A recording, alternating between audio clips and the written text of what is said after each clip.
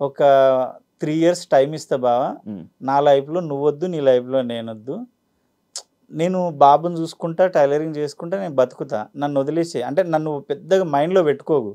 3 years success కాలేదు అంటే మళ్ళీ రా, మళ్ళీ ఏదో పని చేసుకుందాం అని పంపించింది. అమ్మాయే పంపించింది. తనే పంపించింది.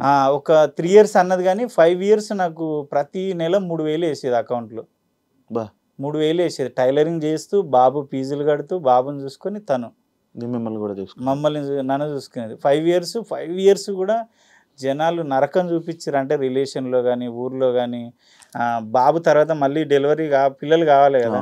నాతో పాటు డెలివరీ అయిన వాళ్ళు ఊర్లో అందరికీ ముగ్గురు పిల్లలు.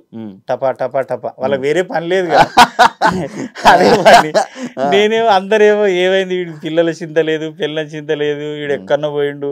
సినిమా వాళ్ళు అనేసరికి ఏం చేస్తారు విలేజ్లలో అంటే అందమైన అమ్మాయిలు ఉంటారు, తీసుకొని పోతారులే. మా ఆమెకు 100 మంది చెప్పినా మీ ఇంటికి వచ్చి మీ బిడ్డనైతే గెలుగుతలేడు, మీ పెళ్ళాలని అయితే ఏం అంటలేడు, పోతే పోని, నా మొగుడు నా ఇష్టం తను చెప్పేది.